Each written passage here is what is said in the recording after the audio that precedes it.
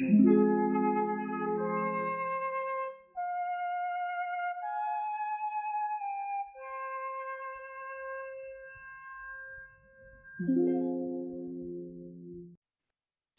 Mehmed IV became ruler when he was just 6 years old, a time too early to understand that a crown was not only a symbol of power, but also a heavy responsibility. His father, Ibrahim Thirst, had been removed from the throne because of his madness. Because of this, the empire turned to a child to rule, someone who could be controlled by others. While the young sultan was left to hunt in the forests, the real rulers of the empire were women and eunuchs. Mehmed didn't understand politics, but he was becoming an expert in hunting, where everything was simpler: aim, shoot, and catch.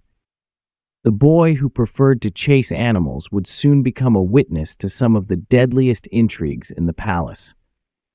In the Topkapi Palace, power didn't come from religious scholars, but from the whispers of the harem. Mehmed's grandmother, Kosum Sultan, had once been the most powerful woman in the empire, ruling as regent under 3 sultans. She had the power to choose viziers, control armies, and execute enemies. But Turhan Sultan, Mehmed's mother, did not want to remain in Kosum's shadow. The 2 women began a silent war, the old wolf against the young lioness. In 1651, during a night that is only remembered in whispers, Turhan's eunuchs entered Kosum's chambers. Some say Kosum tried to hide in a secret room of the harem. Others say she screamed as she was strangled with a silk cord. Historians still debate whether there was a real plot or if it was a calculated attack. But what is certain is that Turhan became the sole ruler of the empire in her son's name.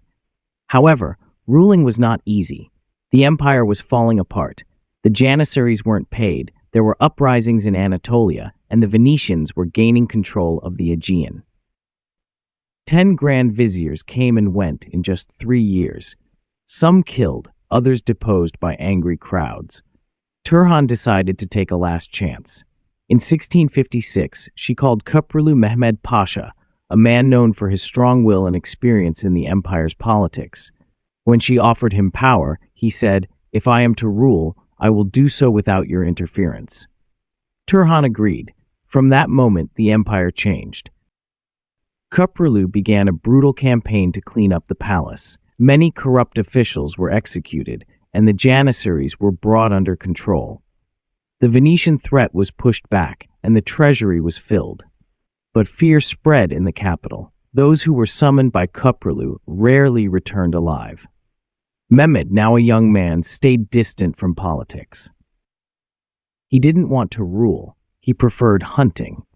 His nickname, Ava, the Hunter, came from his love of the sport. However, the bloodshed didn't stop. One of the most important moments in Mehmed's reign happened in 1656, known as the Incident of the Plane Tree. Angry soldiers and merchants gathered under a giant tree in Istanbul and demanded the execution of 30 corrupt officials. Kuprulu listened to their demands and within 3 days had them all executed. The message was clear. The people could speak, but only once. Despite the violence, a tender story emerged. Mehmed fell in love with a Greek girl from the harem named Gülnush Sultan. This was unusual because most sultans married for political reasons, not love. Gülnush gave birth to 2 sons, both of whom would become future sultans. It is said that she sometimes joined him on hunts and campaigns, an unusual role for a woman in the harem. Some even said she had influence in the sultan's decisions. After Kuprulu's death in 1661, his son, Fazıl Ahmed Pasha, took his place as Grand Vizier.